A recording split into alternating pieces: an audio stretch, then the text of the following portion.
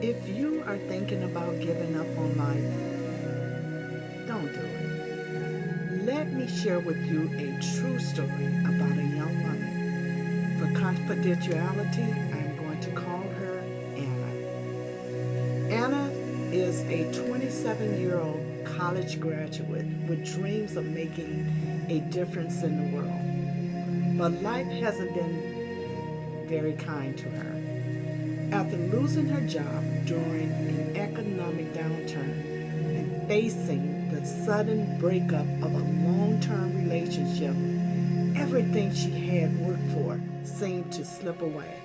And I know many of you can identify with that right now in what's going on.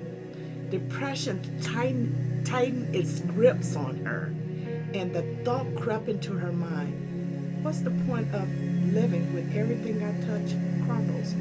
This is what Anna said.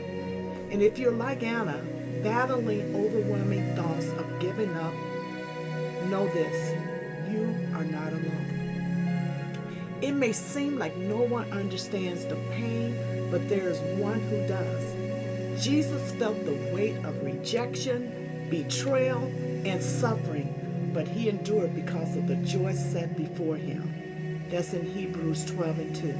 That same joy is available to you today, even when life feels so hopeless right now. In Jeremiah 29 and 11, God promises, "For I know the thoughts that I think towards you, says the Lord, thoughts of peace and not of evil, to give you a future and a hope." You see, Anna's story didn't end where it started. One night in her darkest moment, when she cried out to God, unsure if he would even listen, but he did. God led her to people who prayed with her, encouraged her, and reminded her that this setback wasn't her destiny. It was part of her testimony. She eventually found healing and purpose through small steps, journaling, prayer, and leaning on God's promises, even when she didn't feel like it. Today, Anna volunteers at a youth organization, sharing her testimony with others struggling with mental health and hopelessness. What felt like the end became a new beginning. So if you're feeling like you're sinking, like Anna once did, cry out to God. Even if it's a whisper, even if it's with tears streaming down your face, God hears you, and he already is working behind the scenes.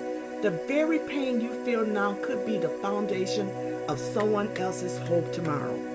The enemy loves to convince you that your life has no meaning, but God says otherwise. You are seen, loved, and chosen.